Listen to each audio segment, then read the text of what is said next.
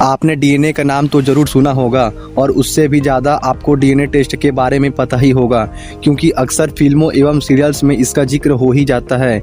लेकिन क्या ये आपने कभी सोचा है कि डीएनए क्या होता है और कहाँ पाया जाता है और ये इतना इम्पोर्टेंट क्यों होता है? अगर इन सारे सवालों के जवाब आप जानना चाहते हैं तो इस वीडियो को आपको पूरा देखना होगा, क्योंकि आज लक्की नॉलेज हब के इस वीडियो में हम आपको डीएनए से जुड़ी सारी खास जानकारियाँ देने वाले हैं। इसलिए इस वीडियो को पूरा ज़रूर देखें और डीएनए को आसानी से समझ लीजिए।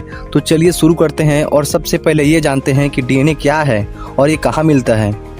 और ये तो आप जानते हैं कि हमारा शरीर सेल से मिलकर बना होता है, यानी कोशिका से मिलकर, और हमारे शरीर की सभी कोशिकाओं में डीएनए यानी जेनेटिक कोड पाया जाता है। सिर्फ आरबीसी यानी रेड ब्लड सेल्स में ये डीएनए नहीं होता, ये डीएनए ही हमें हमारी पहचान देता है।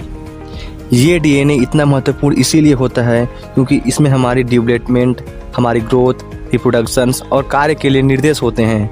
अधिकांश डीएनए न्यूक्लियस में पाए जाते हैं, जिसे न्यूक्लियर डीएनए कहा जाता है। और डीएनए का एक स्मॉल पोर्शन माइटोकॉन्ड्रिया में भी पाया जाता है, जिसे माइटोकॉन्ड्रियल डीएनए कहते हैं। डीएनए के फुल फॉर्म डीऑक्सीराइबोनिक एसिड होता है और ये जैविक अम्ल नाइट्रोजन क्षारों से मिलकर बना होता है। इंसानों में पाए जाने वाला डीएनए में लगभग 3 बिलियन बेसेस पाए जाते हैं और डीएनए का लगभग 99% हर इंसान में सिमिलर होता है। डीएनए एक लंबी जंजीर जैसे दिखने वाला अणु होता है जो जीव के आनुवंशिक विशेषताओं को एनकोड करता है। लेकिन हैरानी की बात यह है कि हमारे शरीर में मौजूद सारे डीएनए को सुलझाया जाए तो यह इतने लंबे होंगे कि एक सूरज तक पहुंचकर 300 गुना बार वापस अर्थ पर आ सकेंगे।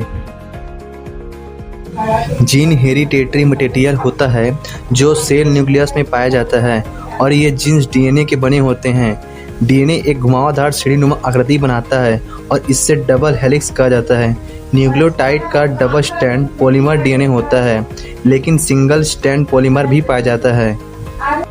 हर न्यूक्लियोटाइड में पाए जाते हैं फास्फेट अणु, एक सुगर मॉलिक्यूल जिसे डीऑक्सीराइबोज कहा जाता है, नाइट्रोजन क्षार युक्त यानी बेसेस। इनमें 4 बेसेस पाए जाते हैं, adenine A, cytokinin C, guanine G और थायमिन टी। इन चारों बेसेस का क्रम ही आनुवंशिक कोड बनाता है जो जीवन के सभी कामों को करने के लिए हमें निर्देश देते हैं। इन बेसेस के क्रम को डीएनए सीक्वेंस कहा जाता है। इन बेसेस में से एडेनिन थायमिन के साथ और ग्वानिन साइटोकाइनिन के साथ बॉन्ड बनाता है।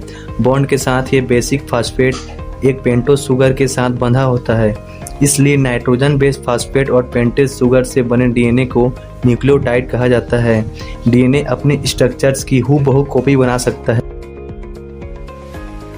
अक्सर डीएनए से बना हुआ नया डीएनए 100% उसी के समान होता है, लेकिन कभी कभी जब ये नया डीएनए पूरी तरह समान नहीं हो पाता तो बॉडी में हार्मफुल म्यूटेशन भी पैदा कर सकता है।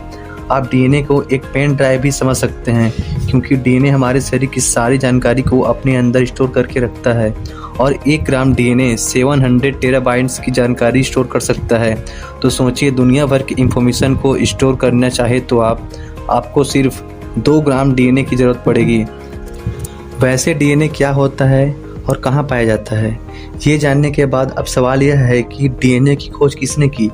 तो डीएनए को सबसे पहले जर्मन बायोकेमिस्ट फ्रेडरिक मेसन ने सन 1869 यानी 1869 में ऑब्जर्व किया, लेकिन बहुत सालों तक इस मॉलिक्यूल्स की इम्पोर्टेंस रिसर्चर का ध्यान अपनी तरफ खींच नहीं पाई।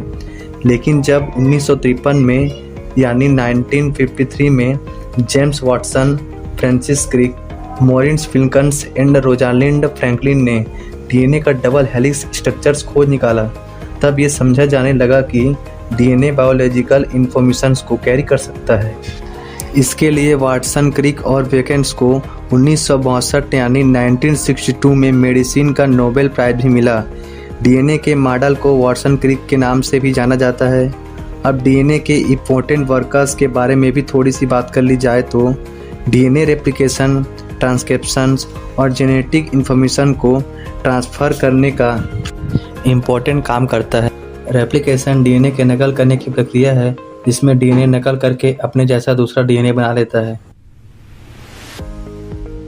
ऐसा होने से शरीर में क्रोमोसोम की संख्या नियंत्रित रहती है और सेल डिवीजन भी प्रेरित होता है। ट्रांसक्रिप्शन के जरिए डीएनए हमारे शरीर में मौजूद आरएनए का निर्माण करता है।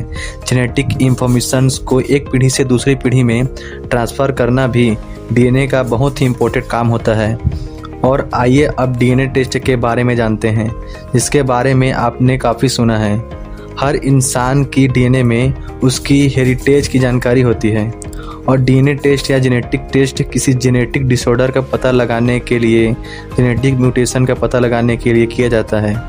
बच्चे में मदर और फादर दोनों के जीन्स होता है और डीएनए टेस्ट के जरिए बच्चे के पेरेंट्स का भी पता लगाया जा सकता है।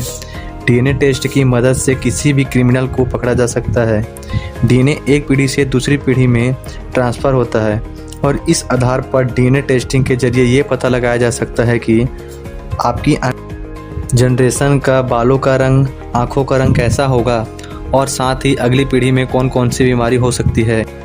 डीएनए टेस्ट की मदद से न्यूबॉर्न बेबी में जेनेटिक डिसऑर्डर का पता लगाया जा सकता है ताकि समय रहते ही उसका इलाज किया जा सके।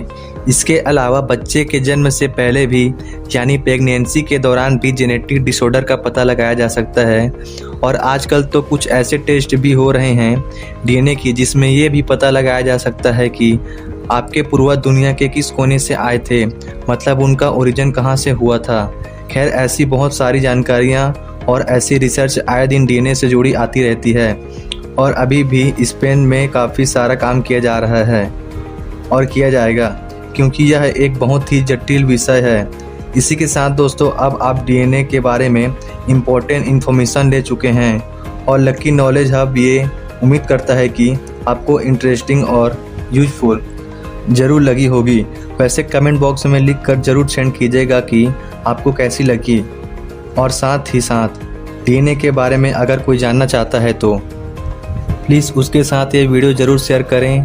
और आगे ऐसी ही इनोवेटिव और इंटरेस्टिंग जानकारियाँ लेने के लिए अगर अभी तक आपने लकी नॉलेज हब चैनल को सब्सक्राइब नहीं किया है तो सब्सक्राइब कर लीजिए, बेल आइकन को प्रेस कर दीजिए ताकि हर नई इनोवेटिव जानकारियाँ सबसे पहले आप तक पहुँचे। धन्यवाद।